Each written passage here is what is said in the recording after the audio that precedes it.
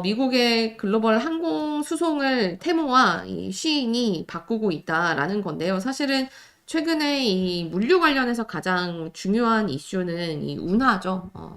이 수에즈 운하, 파나마 운하 둘 다 이 물동이 원활하지 못한 상황들이 되면서 그 대체하는 수요로 다른 항로를 택하기도 하고 뭐 아니면 항공이라든지 다른 방식을 택하기도 하는데 이 특히 항공 부문에서 굉장히 테무와 쉬인 같은 중국산 이 전자상거래 업체들이 항공 수송의 트렌드를 바꾸고 있다라는 겁니다.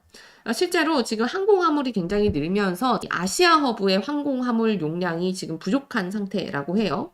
실제로 어느 정도로 많이 배송을 하길래 이렇게 항공화물의 용량이 부족할 정도냐라고 하면 쉬인과 테무가 매일매일 각각 60만 개의 소포를 미국으로 발송을 하고 있다고 합니다. 그래서 60만 개. 네, 그 발송하는 거를 무게로 따지면 테무가 하루에 4,000톤, 쉬인이 5,000톤, 알리바바가 1,000톤, 틱톡 샵이 있죠? 틱톡 샵이 800톤을 배송을 한다고 해요. 이게 어느 정도 많은 거냐면 보잉 777 화물기가 108대가 있어야지 이거를 실어 나를 수 있는 정도의 물량이라고 합니다. 그러다 보니까 여기에 대해서 이 블로 로지스틱스라고 하는 이 화물 업체는 지금 항공 화물에 대한 최대 변수는 홍해 이슈 뭐 이런 것들이 아니라 중국 전자상거래 기업들이다. 지금 글로벌 기업들이 홍해 혼란 때문에 대체 물류 옵션을 찾고 있는데 그 와중에 이 항공 물류에 대한 추가 압박 요인으로 이 중국 업체들의 이 전자상거래 물량이 압박을 주고 있다라고 코멘트를 했고요. 이렇게 중국발 항공화물 운임이 오르면서 이 화물의 공급 부족 우려도 계속 커지고 있는 그런 상황이라고 합니다. 그러니까 그러다 보니까 뭐 쉬인이나 테무 이런 것들도 지금까지는 계속 비행기로 쐈는데 이게 이제 한계에 부딪히는 그런 상황이고 이 쉬인과 테무도 그러니까 두 가지 다인 것 같아요. 이게 중국에서 가장 빠르게 보내려면 이제 비행기로 쏘는 거잖아요. 근데 그게 아무리 빨라도 미국 내에 이 창고가 있고 그거를 미국 내에서 배송해 주는 것보다는 느리잖아요. 그러다 보니까 비용 문제도 비용 문제지만 이 배송의 속도 문제도 있어서 이 미국 내에서 창고를 만드는 거를 이미 시행은 했고 더 늘리는 것도 검토 중이고 근데 이렇게 되면 이제 와.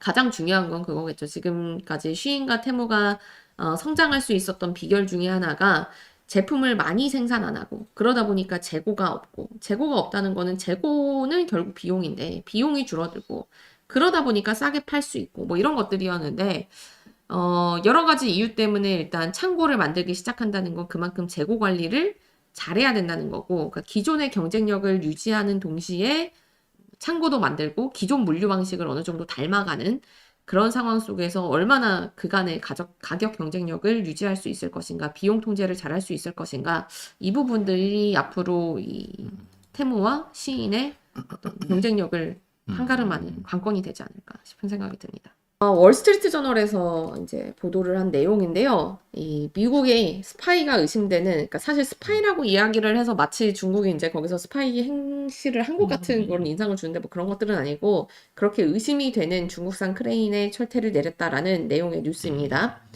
이 월스트리트 저널이 지난해 이 중국이 정보 수집 수단으로 크레인을 활용을 하고 있다라는 의혹을 보도를 했고 이 미국 항구는 미국 전체 해외 교역량의 90%를 이상을 처리하는 관문 역할을 맡고 있는데 그런데 만약에 이런 크레인들을 통제해서 운생 체계에 대한 어떤 교란이나 방해가 있으면 공급망에 타격이 될 수 있다라고 이제 미국 당국이 이야기를 하면서 특히 이 중국의 해상 크레인이 미국 항구의 80%를 지금 차지하고 있는데 이 중국 크레인들이 원격으로 서비스 프로그램을 제어할 수 있는 그런 상황이다. 그러니까 잠재적으로 그런 일이 만약에 악용하는 일이 생기면 굉장히 취약할 수 있는 안보에 취약할 수 있는 가능성들이 있다. 그래서 이 해안경비대가 중국 크레인 운영자들에게 이 사이버 보안 사항을 준수하라라고 요구를 하고 있다. 요구하는 조치를 취하고 있다라는 거고요. 당장 뭐 미국에서 지금 쓰고 있는 80%에 달하는 크레인, 중국산 크레인을 어떻게 바꾸고 할 수는 없겠지만 이 앞으로 미국 내에서 화물 크레인을 자체 제조하는 데에 앞으로 5년 동안 200억 달러 이상을 투자하겠다. 라고 발표를 했고요. 점점점 진입하기 어려워지는 시장이 되어가고 있는 것 같네요. 30년 만에 처음으로 미국에서 크레인이 만들어지게 된다라고 하네요.